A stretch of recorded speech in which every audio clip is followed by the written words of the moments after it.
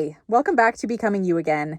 I'm your host, Karen Nelson, and today I really wanted to dive deep into the topic of loving yourself. I wanted to talk about the love you have for yourself because here's the thing about divorce.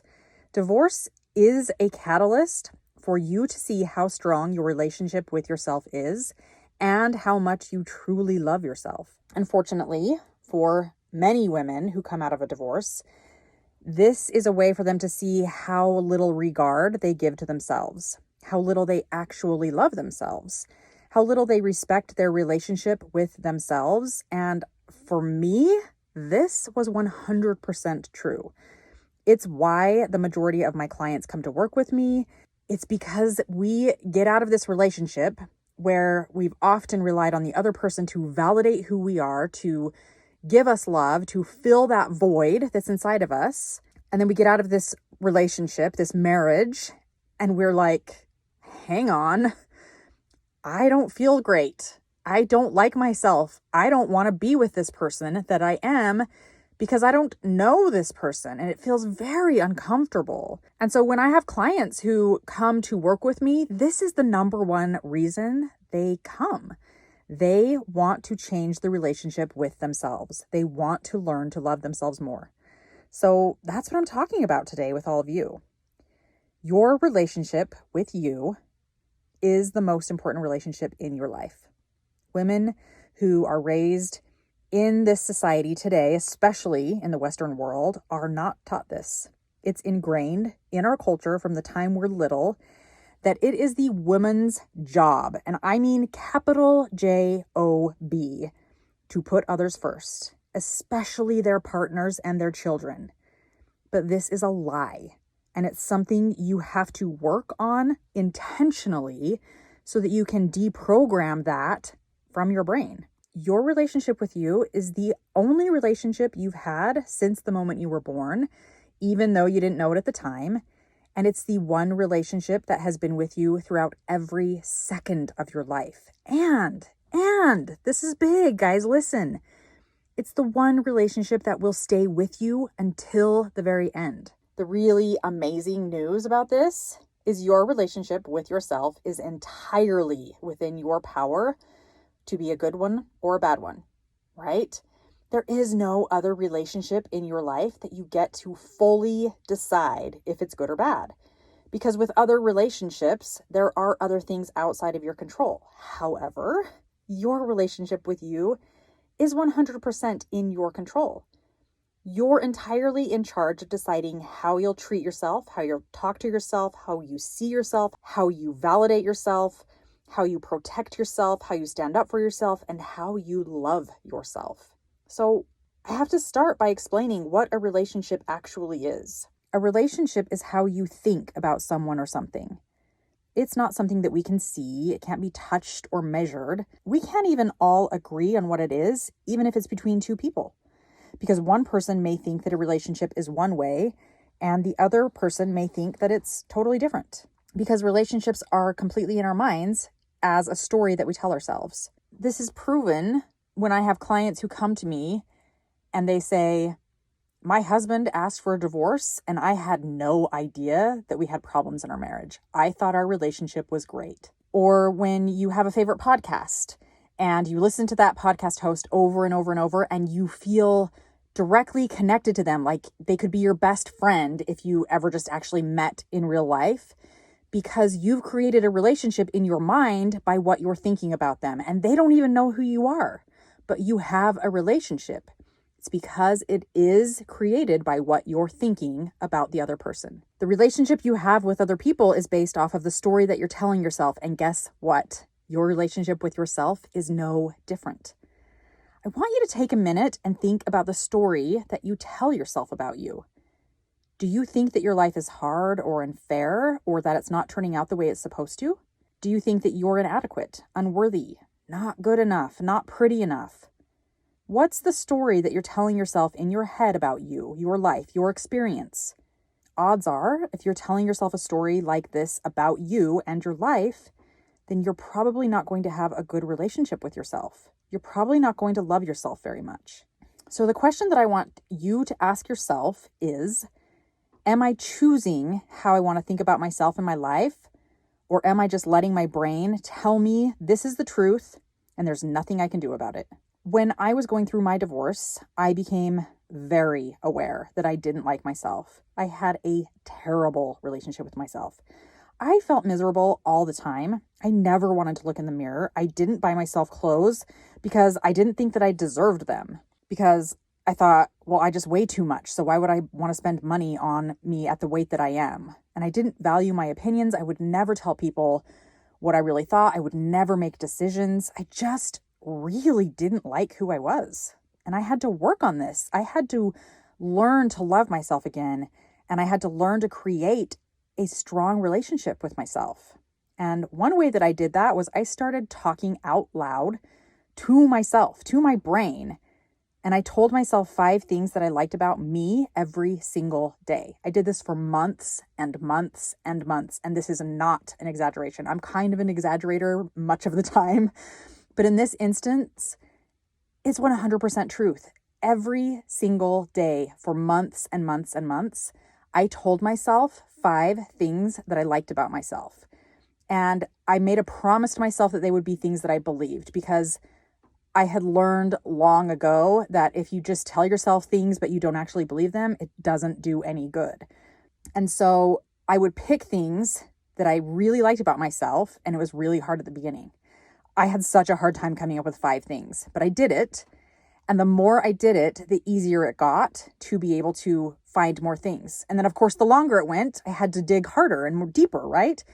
But it became easier in the fact that I could see more things about myself that I really liked and that I really believed. One of my favorite go-to thoughts is I talk to my brain more than I listen to it. You get to decide what your brain focuses on and the stories you tell yourself.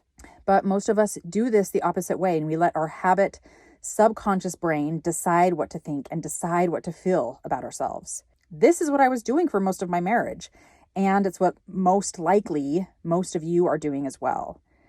The best place to start when it comes to learning to love yourself more and creating a stronger relationship with yourself is awareness.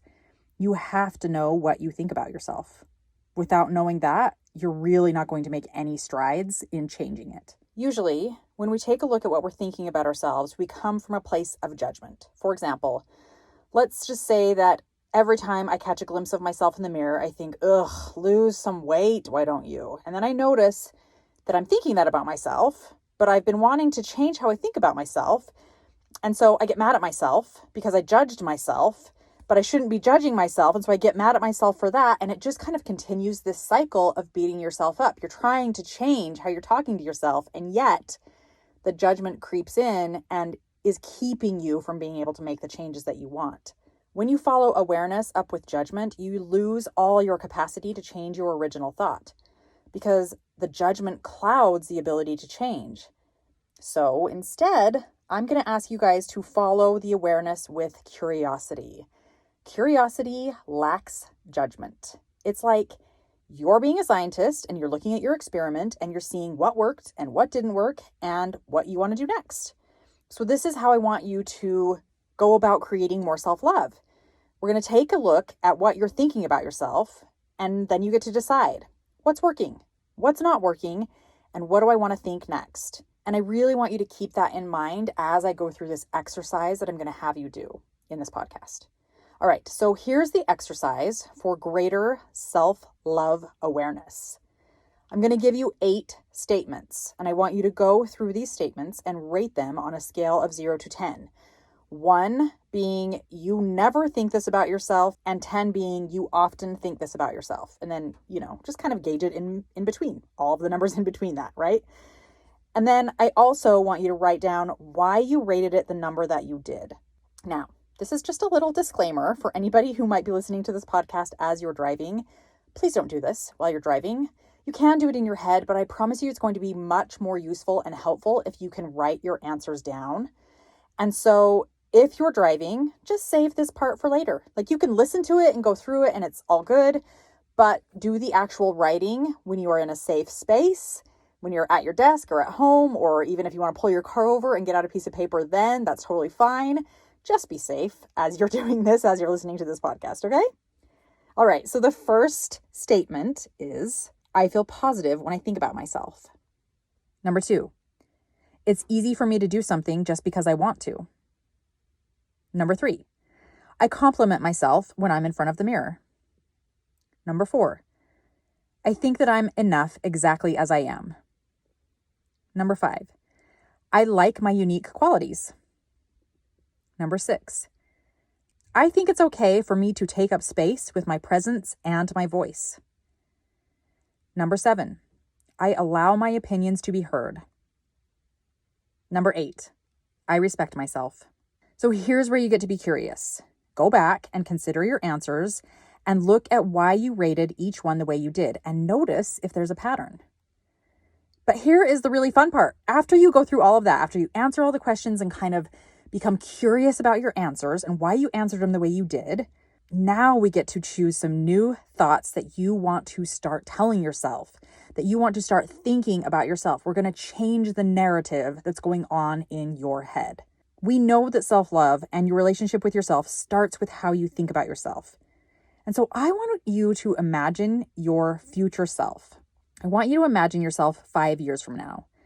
Give yourself permission to go wild with this, all right? Sometimes we won't allow ourselves to imagine or to become a visionary of things because we're like, that could never happen, or that's just not even possible. But I want you to just let all of that go and just imagine like your biggest dream of who you are 5 years from now, all of the things that you've ever wanted to happen, all of the secret things that you like secretly want to happen, you've never told anyone, all of those things come true.